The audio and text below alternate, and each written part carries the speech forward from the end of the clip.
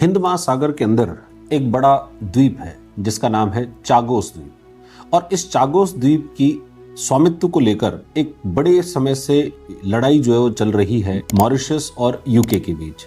और अभी हाल ही में ये जो विवाद है, इस विवाद का समाधान निकाल लिया गया है। यूके पहले मॉरिशस के ऊपर अधिकार था, यूके की कॉलोनी थी मॉरिशस, और अब वो जो मॉरिशस है उस मॉरिशस को चागोस द्वीप देने के ऊपर यूके राजी हो गया। यूके के बीच में और मॉरिशस के बीच में एक डील हुई, और जिस डील के तहत ये कहा गया कि चागोस द्वीप की जो सॉवरेनिटी है, उसकी जो संप्रभुता है, वो संप्रभुता इसको मॉरिशस को दे दी जाएगी। यूके की तरफ से वो संप्रभुता ट्रांसफर हो जाएगी।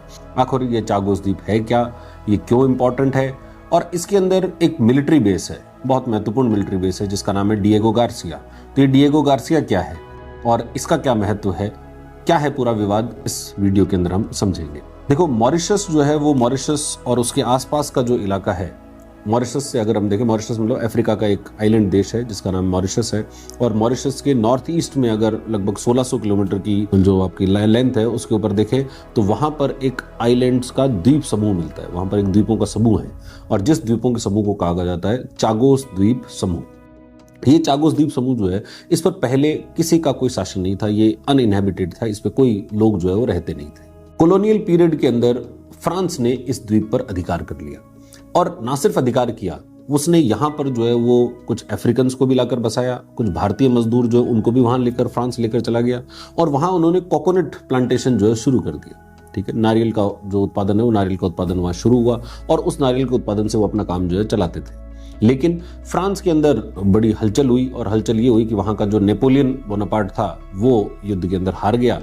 और नेपोलियन के पतन के बाद में 1814 में एक ट्रीटी ऑफ पेरिस हुई, और उस ट्रीटी ऑफ पेरिस के अंदर ये जो चागोस द्वीप समूह है ये यूके को ट्रांसफर कर दिया गया।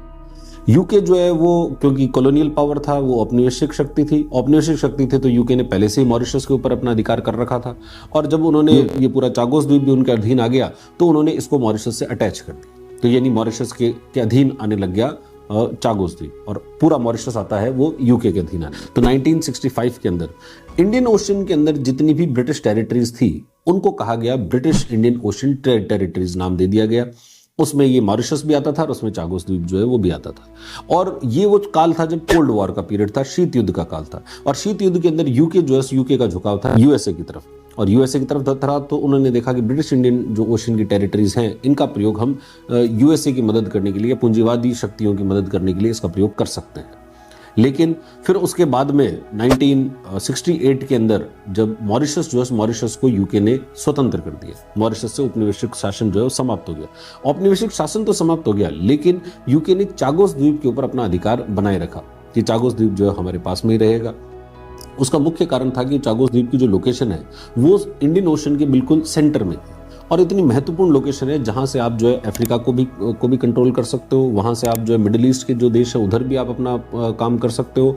आप वहां पर जो है पाकिस्तान, अफगानिस्तान, भारत और इधर से जाने वाला जितना ट्रेड रूट है उस ट्रेड रूट को कंट्रोल करने का काम जो है वो चागोस द्वीप से किया जा सकता है।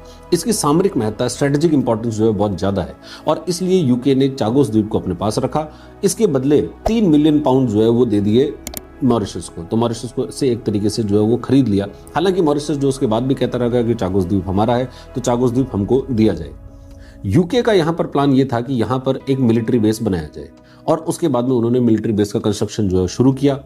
यूएसए के साथ मिलकर ये मिलिट्री बेस बनाया गया, जो कि इंडियन ओशन में यूएसए और यूके का सबसे बड़ा मिलिट्री बेस है, जिसको बोलते हैं डिएगो गार्सिया। डिएगो गार्सिया जो है वो चागोस द्वीप समूह का सबसे बड़ा द्वीप है। चागोस द्वीप समूह में बहुत सारे द्वीप है, और उसके अंदर सबसे बड़ा द्वीप है जिसका कुल क्षेत्रफल लगभग 32 स्क्वायर किलोमीटर का क्षेत्रफल है। वहां पर यूएसए और यूके का जॉइंट मिलिट्री बेस जो है, मिलिट्री बेस बना हुआ है। और ये मिलिट्री बेस बनाने के लिए उन्होंने वहां से जितने कोकोनट प्लांटेशन वगैरह थी वो सब बंद कर दी। वहां पर जितनी नेटिव पॉपुलेशन रहती थी उस नेटिव पॉपुलेशन को या तो मॉरिशस भेज दिया गया या फिर उनको यूके में ट्रांसफर कर दिया गया, और वहां पर पूर्ण रूप से इन्होंने अधिकार कर लिया। और इसका प्रयोग जो है कई सारे युद्धों के अंदर भी किया गया, जैसे वियतनाम वॉर के अंदर भी ये जो डिएगो गार्सिया, उस डिएगो गार्सिया का यूज हुआ।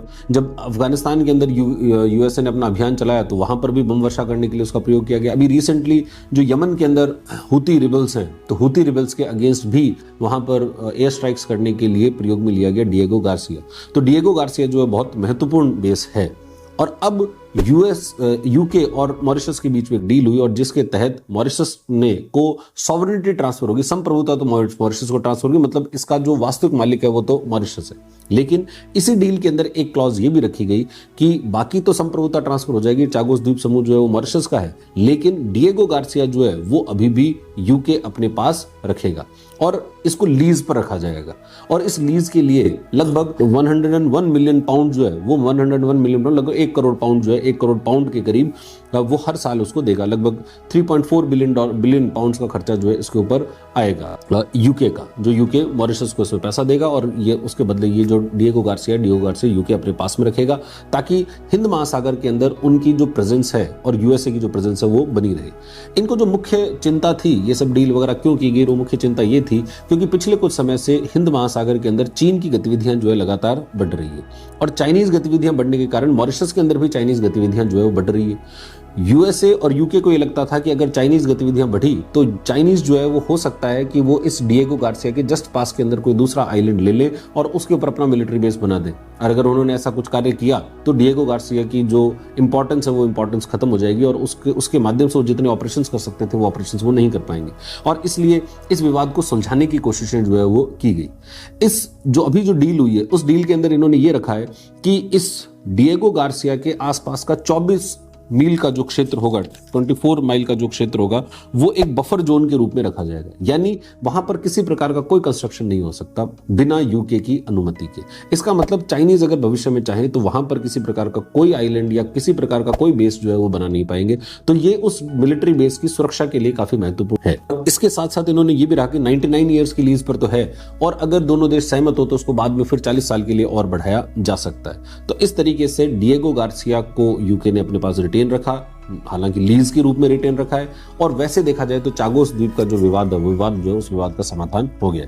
हिंद महासागर का एक बहुत महत्वपूर्ण विवाद था जो कई सालों से चल रहा था, जिसके अंदर औपनिवेशिक जो शक्तियां हैं वो औपनिवेशिक शक्तियां अभी भी एक्टिव थी और चाइना, यूएसए और उनके प्रॉब्लम्स के कारण, चाइना की एक्टिविटीज के कारण जो है वो भी इंपॉर्टेंस थी कि उसका डिस्प्यूट का रिजॉल्व होना बहुत जरूरी था। तो इस तरीके से ये विवाद था। भारत ने इसके अंदर जो इसको बहुत सराहा है, इसको कांग्रेचुलेशन जो है वो कहा है कि भाई ये बहुत अच्छा काम हो गया कि भाई ये जो विवाद है विवाद खत्म हुआ। तो ये था विवाद चागोस द्वीप समूह का विवाद और उसके अंदर डिएगो गार्सिया की इंपॉर्टेंस। आज के लिए इतना ही, धन्यवाद।